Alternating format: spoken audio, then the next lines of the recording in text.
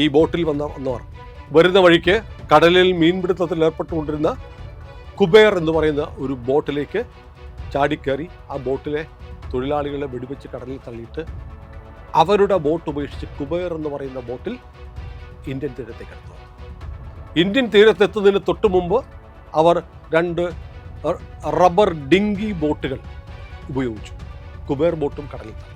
എന്നിട്ട് ഈ ഡിങ്കി ബോട്ടുകൾ ഉപയോഗിച്ച് അവർ ബദവാർ പാർക്ക്, മുംബൈ കഫ് പരേഡിനടുത്തുള്ള ബദവാർ പാർക്കിലെ മത്സ്യബന്ധന വില്ലേജിൽ രാത്രി 7:30 മണിക്ക് 7:30 മണിക്ക് 10 ചെറുപ്പക്കാർ വലിയ ബാഗുകളൊക്കെ തൂക്കി, അതിനകത്ത് AK-47 ഉൾപ്പെടെയുള്ള തോക്കുകൾ, ബോംബുകൾ, ഗ്രനേഡുകളൊക്കെയായി അവർ അതിലെ നടന്നുപോയി.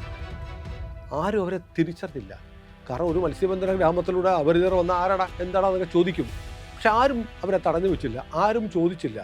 അവർക്ക് പോകാനായിട്ട് കൊളാബയിലേക്ക് പോകാൻ, CSTയിലേക്ക് പോകാൻ, ട്രൈഡന്റ് ഹോട്ടലിലേക്ക് പോകാൻ, താജിലേക്ക് പോകാൻ കാറുകൾ റെഡിയായിരുന്നു.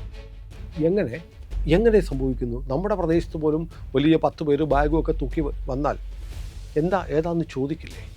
ഈ ഗ്രാമത്തിൽ ആരും ചോദിച്ചില്ല. എന്ന് പറഞ്ഞാൽ അവിടെയുള്ള ആളുകൾക്ക് അറിയാമായിരുന്നു ഇങ്ങനെ ചിലർ വരുമെന്ന്. അവരെ കൊണ്ടുപോകാൻ 4 വാഹനങ്ങൾ തയ്യാറായിരുന്നു. ആരാണ് ഏർപ്പാടാക്കിയത്? ഉത്തരവില്ല. പ്രാദേശികമായി സഹായം കിട്ടിയിട്ടുണ്ട്. മുംബൈ ഭീകരാക്രമണം